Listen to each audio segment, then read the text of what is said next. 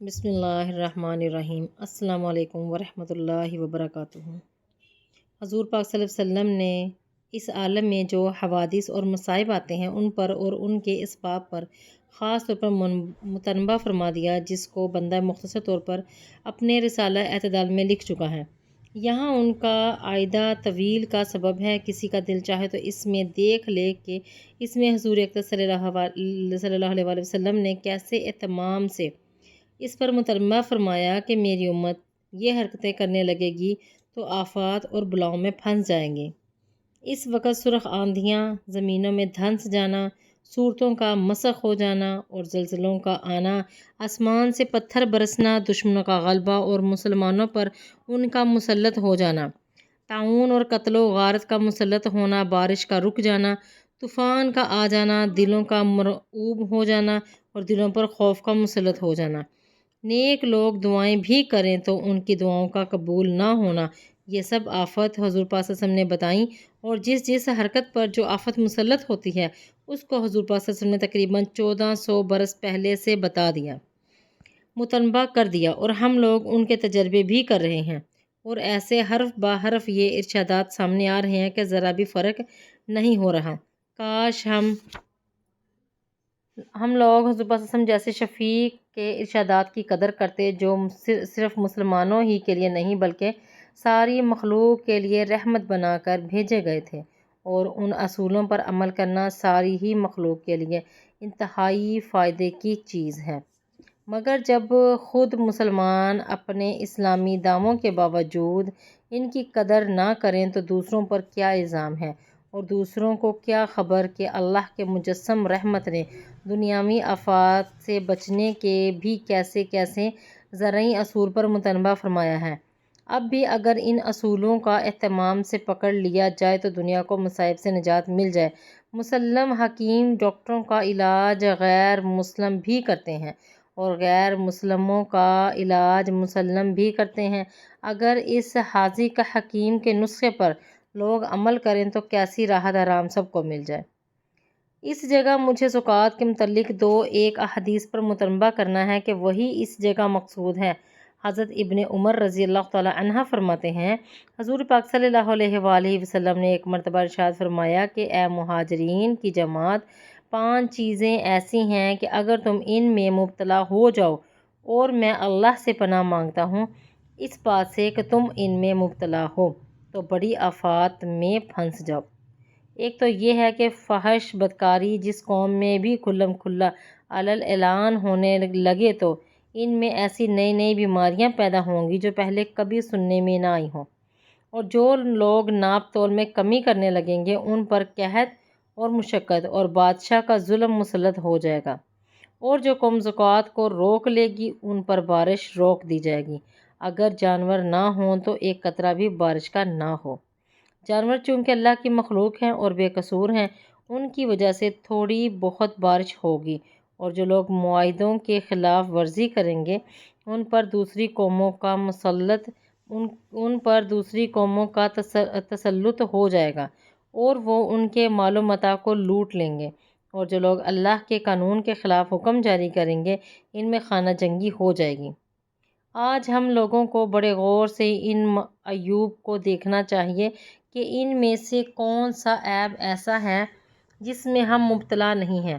اور ساتھ ہی یہ بھی غور کر لیں کہ جو آفات ان پر بتائی گئی ہیں کون سی آفت ایسی ہے جو ہم پر مسلط نہیں ہے۔ حضرت ابن عباس رضی اللہ تعالیٰ عنہ فرماتے ہیں کہ حضور اقدس صلی اللہ علیہ وآلہ وسلم نے ارشاد فرمایا کہ 5 چیزوں کے بدلے میں ہیں۔ کسی نے عرض کیا، یا رسول اللہ اس کا کیا مطلب ہے؟ حضور پاک نے فرمایا، جو قوم معاہدے کی خلاف ورزی کرتی ہے اس پر دشمن غالب آ جاتا ہے، اور جو لوگ اللہ کے قانون کے خلاف حکم کریں گے ان میں اموات کی کثرت ہوگی، اور جو لوگ زکوٰۃ کو روک لیں گے ان پر بارش بند کر دی جائے گی، اور جو لوگ ناپ تول میں کمی کریں گے ان کی پیداوار کم ہو جائے گی اور قحط مسلط ہو جائے گا۔ ترغیب: اس حدیث شریف میں غالباً اختصار ہوا کہ تفصیل میں 4 ہی چیزیں ذکر کی گئیں۔ ان حدیث پاک میں اللہ کے حکم کی خلاف ورزی پر اموات کی کثرت اور پہلی میں خانہ جنگی ارشاد ہوا ہے۔ دونوں چیزیں علیحدہ علیحدہ بھی ہو سکتی ہیں اور خانہ جنگی سے اموات کی کثرت کا نمونہ آج کل تو آنکھوں کے سامنے ہے۔ حضرت علی رضی اللہ تعالی عنہ اور حضرت ابو ہریرہ رضی اللہ تعالی عنہ دونوں حضرات سے یہ حدیث نقل کی گئی ہے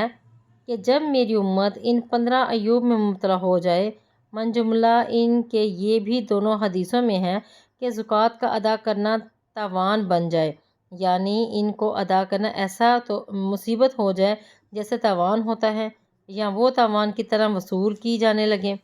تو اس وقت سرخ آندھیاں، زلزلے، زمینوں میں دھنس جانا، صورتوں کا مسخ ہو جانا، آسمانوں سے پتھر برسنا، ایسے لگاتار مصائب یکے بعد دیگرے نازل ہونے لگیں گے،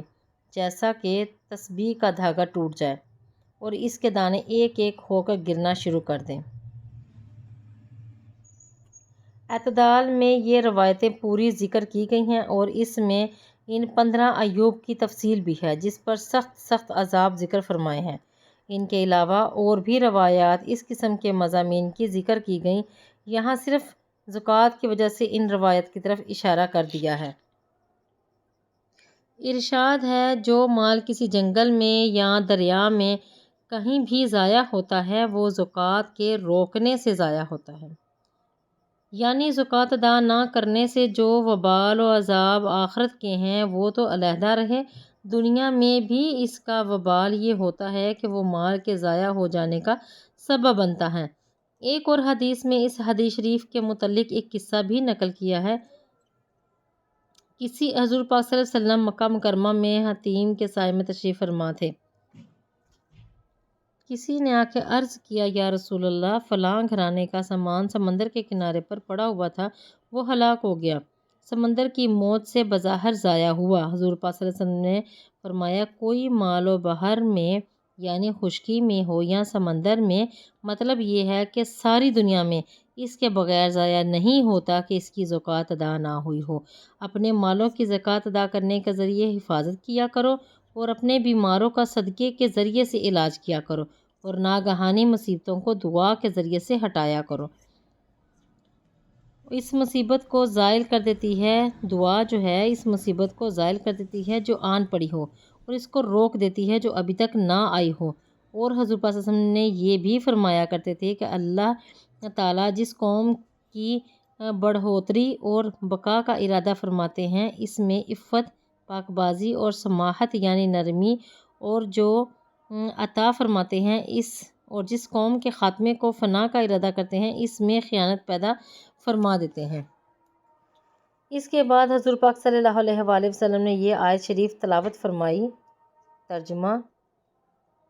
یہ آیت شریفہ سورۃ انعام کی 5ویں رکوع کی ہے، جس کا شروع فَلَمَّا نَسُوا مَا ذُكِّرُوا بِهِ سے ہے اور اوپر کی 2 آیات سے عبرت اور نصیحت حاصل کرنے کے لیے پہلی امتوں کی ہلاکت کا ایک دستور ارشاد فرمایا ہے کہ ہم نے پہلی امتوں کی طرف جو کہ آپ سے پہلے تھی پیغمبر بھیجے تھے، جب انہوں نے پیغمبر کا کہنا نہ مانا تو پھر ہم نے ان کو مصیبتوں اور بیماریوں سے پکڑا، یعنی مصائب اور بیماریوں میں مبتلا کیا تاکہ وہ عاجزی کریں۔ پس جب ان کو ہماری طرف سے مصائب کی سزا پہنچی تو انہوں نے عاجزی کیوں نہ کی کہ ان پر رحم کیا جاتا اور ان کو قصور معاف کر دیا جاتا، لیکن ان کے دل تو بہت سخت ہو گئے تھے۔ آج کی ویڈیو یہاں تک، کل ایک نئی ویڈیو کے ساتھ۔ چینل کو لائک اور سبسکرائب اور شیئر کر دیا کریں تاکہ دوسروں تک بھی یہ جو پیغام ہے پہنچ جائے۔